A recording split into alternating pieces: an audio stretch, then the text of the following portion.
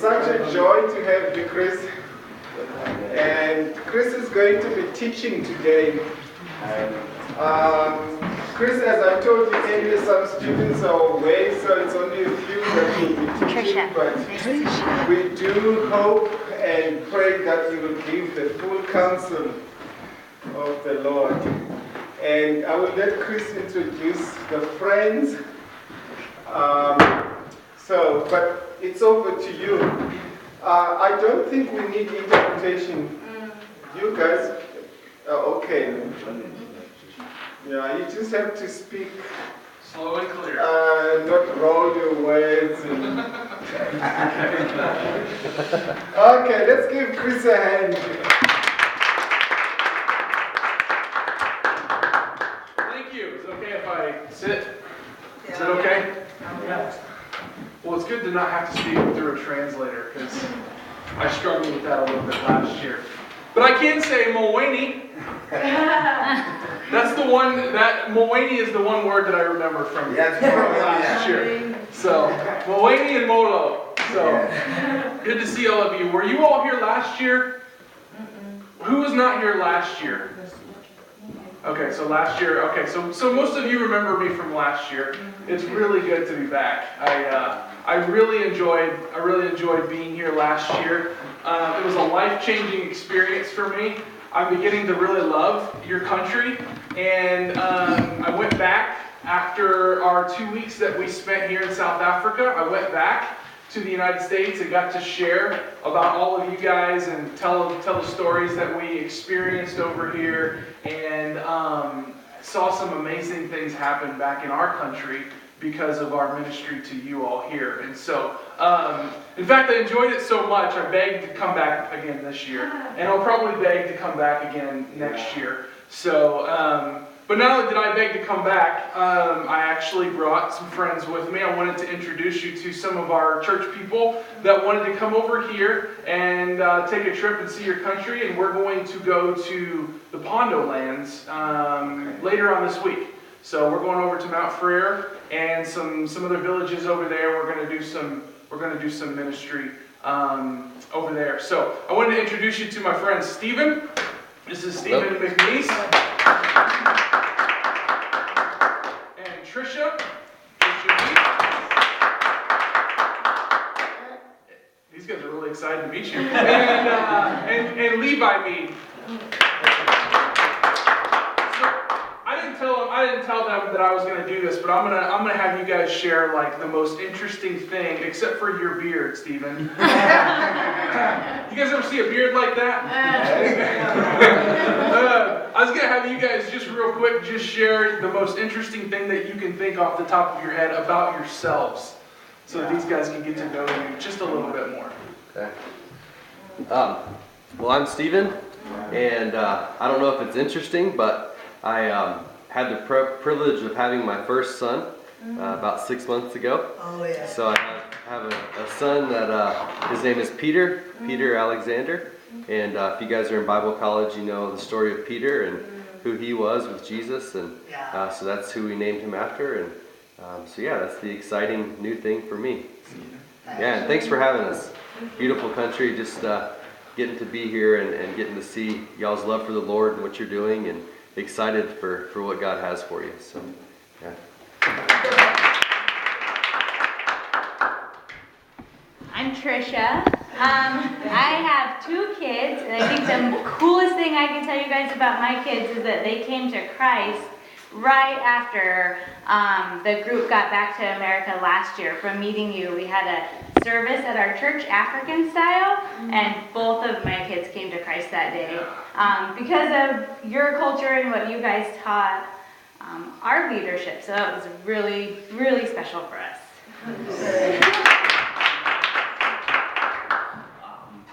My name is Levi. Interesting, not very interesting. Came to Christ 2 years ago, and I've been walking the path and following God's will ever since. Yes.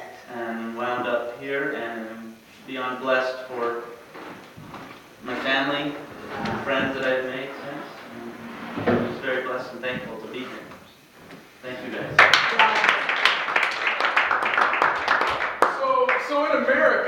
in America, when we have a church service, we sit in rows, right? We may have like 20 rows in our church, and everybody, kind of like you guys are here, just straight across.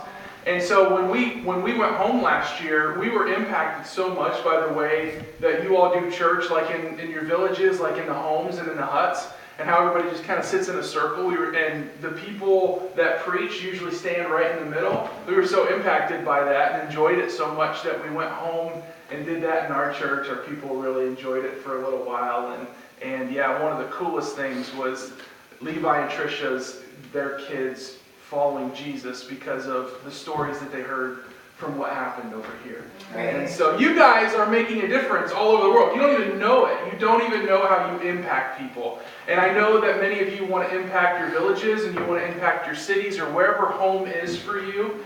And you think, man, I can make a difference. But you guys are making a difference all over the world and you don't even realize it. And so I just want to say thanks to you guys and give you guys a round of applause.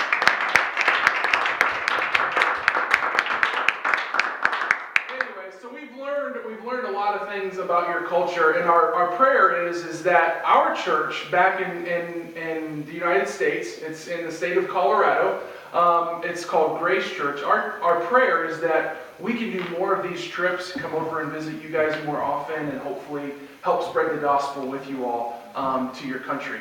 And so this is a part of that. We're going to be doing over the next several days, we're going to be doing some I guess we're going to be looking around some different villages and seeing what God might have us to do as far as ministry goes over here in your country. So you might be seeing a lot more of me. You might be seeing a lot more of these guys.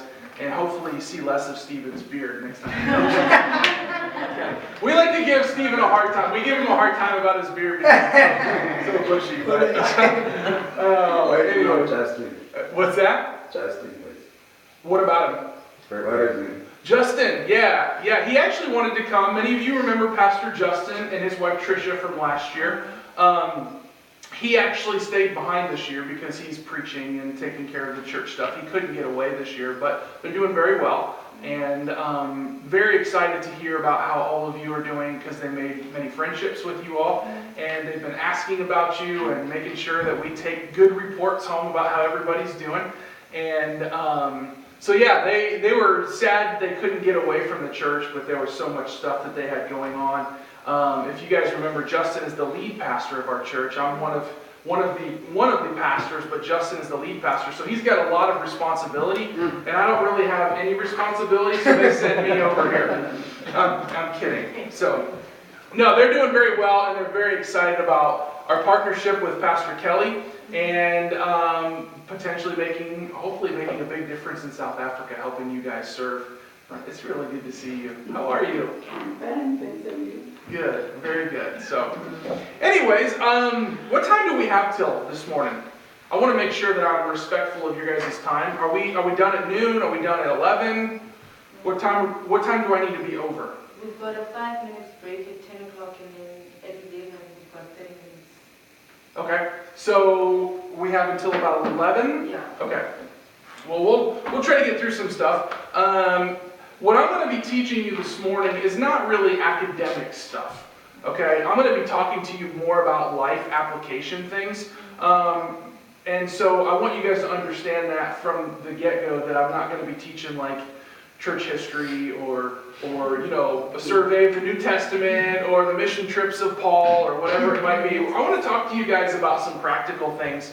And so many of you probably remember my introduction from last year. I've been a pastor for nearly 15 years now. I started pastoring when I was 21 years old, and I'm 36 now. And so I've been doing ministry for about 15 years. I've never been a lead pastor in a church, but I have been one of many pastors. Sometimes back in the United States, churches are so large that they can afford to have maybe 5 or 6, or some churches that are really large have maybe 10 or 20 pastors that they pay. And so it's very different from here. And so you guys remember Pastor Keith from last year as well? He was here. So Pastor Keith and I, we are associate pastors at our church. And so yeah, I've been doing ministry for almost 15 years now. And I'm still learning a lot about the Lord, and I'm still really excited about what He's teaching me. And I know that maybe I can take some of my experience in ministry and serving people and maybe help encourage you guys a little bit. And so that's kind of the direction that I want to go this morning, is less academic and hopefully more encouragement. And you guys maybe walk out of here a little bit inspired, maybe encouraged about your walk with the Lord, and encouraged to consider some things in your own life. So it'll be more interactive, maybe, hopefully, and hopefully it'll be encouraging to you guys. So, but yeah, I've been learning some things. I learned a lot about your country last year that I was here, enjoyed it so much that I wanted to come back. I do have to tell you a quick funny story, though. Not really funny when I was going through it, but when we said goodbye to many of you guys, I couldn't wait to come back. I mean, even before we got on the plane in Umtata, is where or actually East London, we flew out of East London, and then we caught a plane in Johannesburg. And I was so excited already to be able to come back and didn't want to say goodbye to many of you, that I was already thinking about, how can I get back over here? How can I get back to South Africa?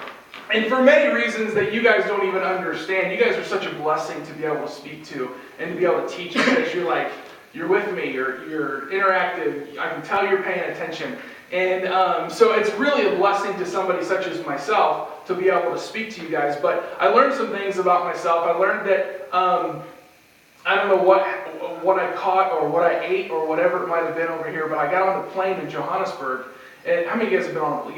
Anybody been on a plane? Okay, so just one of you have been on a plane. So I got on the plane in Johannesburg, and we're on the runway. We haven't even taken off yet. And I turned over to Pastor Keith, who you remember. I was sitting right beside him. Justin and Tricia were right in front of us. Pastor Justin and Tricia were right in front of us. I turned over to Keith, and I'm like, I don't feel very good, man. And so you've probably all heard about air sickness, people getting sick on planes. Well, we weren't even off the ground yet, and I got really sick. Really sick. And about 2 hours into our flight, we had an 18-hour flight. Imagine sitting in a little chair, just like you guys are, for 18 hours. And I knew I had an 18-hour flight, and I got sick as a dog, like just really sick. And about 5 hours into the flight, I ended up throwing up a couple times, and it was awful. The worst experience. So I go home, I feel better after the flight.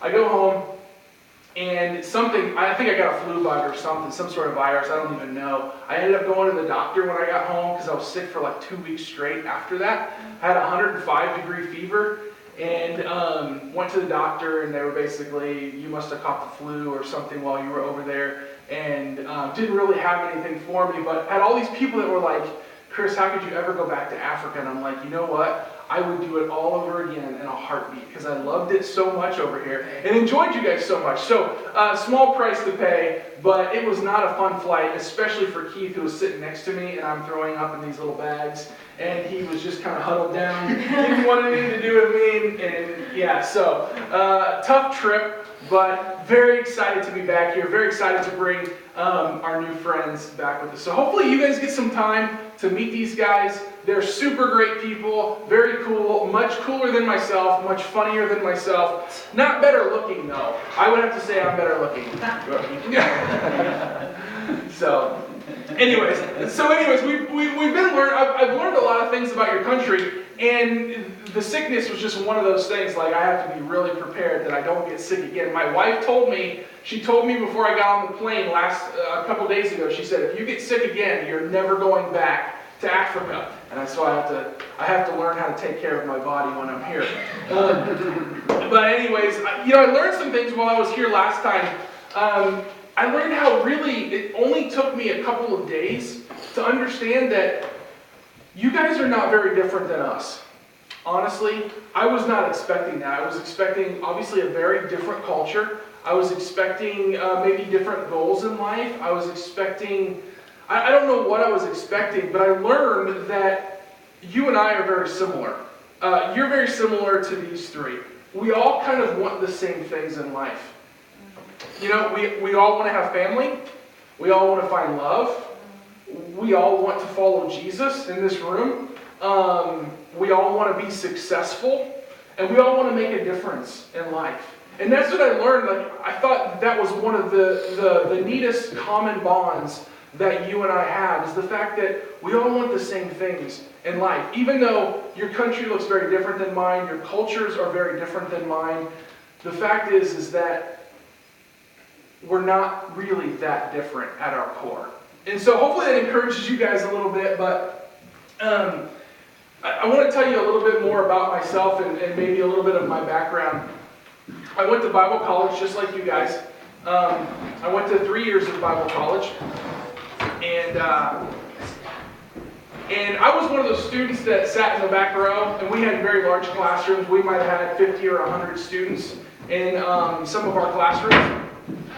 And so I would sit in the back row, and I would kind of get lost in everything and not really pay attention, maybe fall asleep, and just pray and hope that the teacher, the professor would not give us any pop quizzes because I usually wasn't paying attention. So I'll tell you this, you guys are very blessed.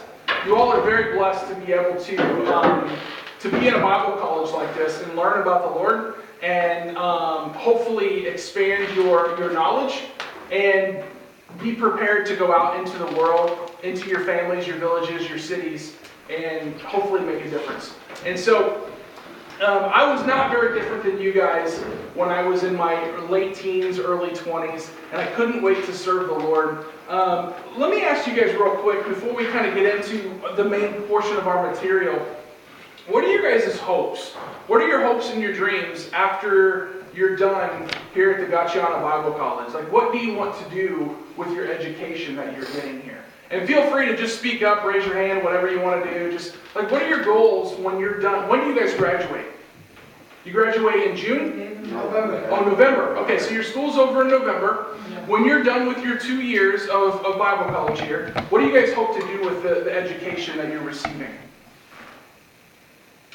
Yeah. To go back to my church and serve the Lord, to do whatever that I can do, in a way that I don't see myself as a pastor or preacher or whatever, but then I see myself doing something, anything that I can do in my church. Okay, very good. So you just want to go back and serve your church. How big is your church? It's not that big. It's just a normal church like this one. Okay. Okay. So maybe 20, 30 people? Yeah. Okay. Very good. What do you want to do with your education? Yeah. Preach the gospel. To preach. You want to be a pastor? Yes. Very good. And where are you from? Sorry? From Port Elizabeth. Okay. Port Elizabeth. Yeah. Very good. How far is that from here? I think it's 700 kilometers. Okay. Very cool. Man, that's a long ways from home. Yeah. Thanks for being here. What do you guys want to do with your education? Anybody else? Okay. Yeah. Okay. These 2 years qualification that I got, I just want to add on what I have. For example, I'm a teacher. Now I want to add this qualification on that teaching career. And where I am, at least I must have the package of qualifications whereby where I stood and preach or where I stood and teach. Also I have this qualification of that is getting from Bible college. Okay. Yeah. So you're looking for qualifications. You want to add to what you already have. Yes. Very good. Very good. Well, it's awesome that you guys are here, and I'm so glad that I get to be here with you. But yeah, like I was saying, God is still teaching me. I've been pastoring for almost 15 years, and God is still teaching me on a regular basis. And one of the things that I've learned about our cultures and how we're not very different, is that we all tend to, we all worship something. We all worship someone. And hopefully, you and your families are worshiping the living God, the one true living God, Jehovah. But I also know that in life, we tend to serve little gods, lesser gods. And I want to talk to you guys about that today, because the last time I was here, I talked to you all about the qualifications of successful ministry. Like if you want to go minister in your churches and in your villages, your cities, how to do that successfully. And I didn't want to just share that again. I wanted to kind of do something different that would maybe encourage you all. And so I want to talk to you this morning about the reality of what might happen when you leave Bible college, when you graduate in November, or if you have one more year, what might happen after you leave this place. Because I know what it was like for me when I was in Bible college. I was excited about the Lord. I was excited about serving Jesus, and all I wanted to do was serve my people, and I wanted to serve in my church, and I wanted to change the world like many of you probably want to change the world in some little or large way. But I had a lot of college friends, just like you guys do, that wanted to do the same thing as me, but many of them didn't make it. Many of them went to Bible college, and they got this education, they added to their qualifications, and then they wanted to serve in their church, or they wanted to go be missionaries, or they wanted to be pastors, and they didn't make it. They kind of quit, and they got discouraged, they got defeated by Satan, and I got to thinking about how that's not very different probably here. There will be many of you that you want to go serve your church, you want to go serve your people, and hopefully you will be able to do it long term. That's my hope and that's my prayer, is that when you leave this Bible college, you're equipped to go and teach, you're equipped to go and serve, you're equipped to go and pastor, whatever it might be, and that you do it long term. But the reality is, the statistics are that a lot of people that begin following Jesus, they fall away from their faith. They get discouraged. They become successful and they let maybe money take over them, or they get distracted. And so Satan wants to distract all of you. So this morning my teaching is probably it's going to feel more like me preaching to you than actually teaching you some academic things. But I want to talk to you about that because it's a very alarming trend in America that people begin to follow Christ, and then maybe a year, maybe 10 years down the road, they just kind of get tired of it. They get tired of fighting for their faith, and Satan begins to attack them, and Satan wants to sift them, and Satan wants to defeat them. The Bible says that Satan is like a roaring lion, and he's walking about seeking whom he may devour. He wants to devour people, and he wants to devour you and your faith. He wants to discourage you. And my hope is that this morning is that I can give you guys maybe some tools, maybe some thoughts that will encourage you in your faith as you move forward. But so that's kind of my experience. If you guys all have your Bibles, turn in your Bibles to Luke chapter 22, if you have them. I want to start this morning by talking about what Satan wants to do to you in your life and in your ministries. And hopefully prepare you for, maybe you'll be better equipped or better prepared after this lesson to handle what Satan might try to throw at you. The Bible tells us that he tries to throw fiery darts at us. He wants to do whatever he can. He wants to do whatever he can to defeat us, to distract us, to discourage us. And so, that's kind of my hope, is that in Luke chapter 21, or chapter 22, in verses 30 to 30, I think it's 32, we're going to read through that. Are your guys' Bibles all in OSA? Or do you have English Bibles? English, yes. You have English Bibles? Okay. Let's read Luke chapter 22. The Bible tells us that Satan wants to sift you. And what that is if you guys are familiar with farming terms, I don't know if you've ever grown wheat around here, but in the Bible times, wheat was obviously a very big crop. It was very popular, and they would sift the chaff from the wheat. They would sift the stuff that they don't want from the actual crop. And that's exactly what Satan wants to do, that he wants to separate us from God. He wants to separate us from Jesus, if at all possible. He wants us to be discouraged. He wants us to be defeated. And so he wants to sift us and make us to where we're not effective. And I promise you guys that as Bible college students, right now within the four walls of this room, within this whole campus, this whole piece of property, it might be safe for you. But when you leave, Satan is going to attack. He's going to do anything he can to take what you've learned here and make you ineffective. Yes. And so that's what I want to help you guys with, is that so that when I come back here in 10 years, maybe we hear stories about how you've made a difference and that how you're still persevering and how you're still serving Jesus, as opposed to those people that maybe are excited about serving the Lord and then they just kind of give up on their faith. They just kind of walk away from the Lord. Have you guys ever met anybody that just like maybe came to Christ, began following Christ, and then they just quit? Like they got discouraged and they got beat up by the world and they got distracted.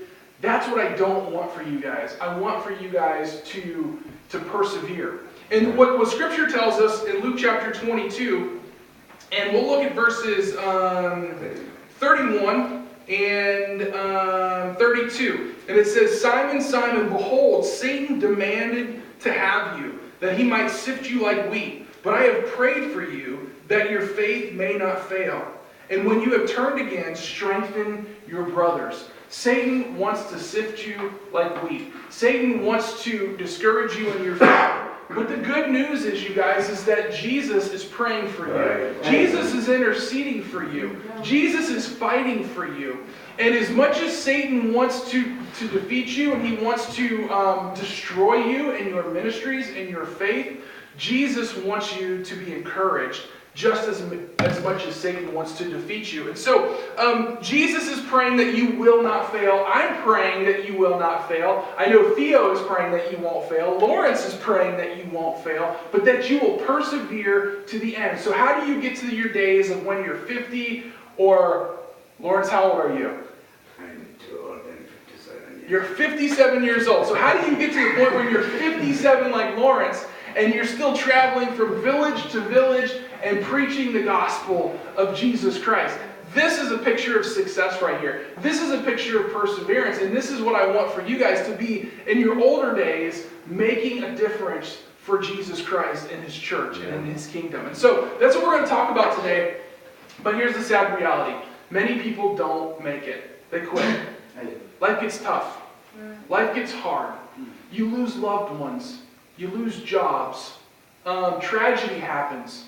Some people, they become very successful. And in their success, they walk away from God because now they've trusted in their money and they've trusted in their power. They've trusted in their success. And so they no longer need God. And so the unfortunate thing is that many people walk away from their faith way too soon.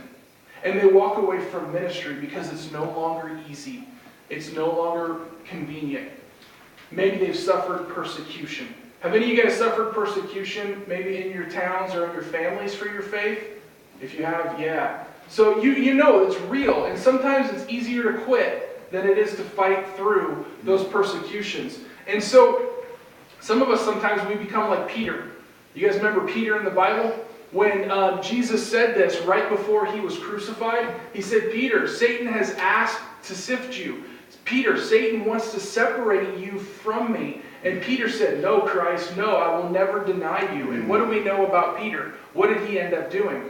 He ended up denying Christ 3 times. Sometimes it's before the cock is crying. Yeah, before the rooster crowed. Yeah, exactly. But what we know about Peter is that his faith was at least strong enough that when he saw Jesus again, you know, he continued to follow him. And Peter made a huge difference for the cause of Christ. For you, even you guys today, for me today. And so that's my hope for you guys, is that Satan will not be able to sift you. And we're going to talk about some of the things that cause Satan to sift us from our faith. And so what we're going to do is I'm going to ask you to turn to Exodus chapter 20. Turn in your Bibles to Exodus chapter 20. We're going to look at some of the things this morning.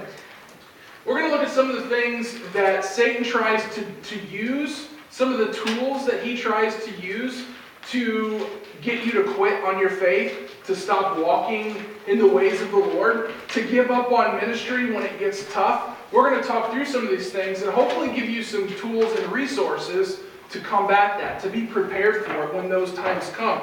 And hopefully through this time that we have together, you guys will be made aware of the spiritual battle that is going on all around you for your life on a daily basis. Every day, There are angels, there are demons that are battling for your life, that are battling for your faith. And so I want you guys to be equipped as possible to be able to handle that.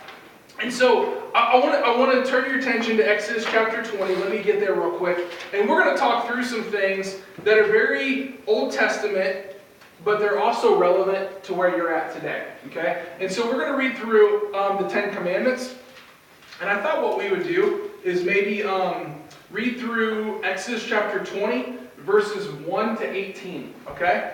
And so if you guys want to read, feel comfortable reading out loud, I'm going to ask all of my friends over here if you guys could participate as well. Lawrence, if you want to participate as well, that'd be fantastic. And I thought we would read verses 1 to 18. So if you want to read a verse, go ahead. If not, don't worry about it, and I can read them out loud. But I'll start in Exodus chapter 20, verse 1. And God spoke all these words, saying, I am the Lord your God, who brought you out of the land of Egypt, out of the house of slavery. Somebody read verse 2. We shall have no other gods before me. Okay, verse 4. You shall not make for yourself an idol, or any likeness of what is in heaven above, or on the earth beneath, or in the water under the earth. We shall fight. Do not bow down to any idol or worship it, because I am the Lord your God, and I tolerate no rebels. I bring punishment on those who hate me and on their descendants down to the 3rd and 4th generation. But showing mercy to thousands, to those who love me and keep my commandments. You shall not misuse the name of the Lord your God, for the Lord will not hold anyone guiltless who misuses his name. Verse 8, remember the Sabbath day to keep it holy. 6 days you shall labor and do all your work. But the seventh day is a Sabbath to the Lord your God. On it you shall not do any work, you or your son or your daughter, your male servant or your female servant, or your livestock, or the sojourner who is within your gates.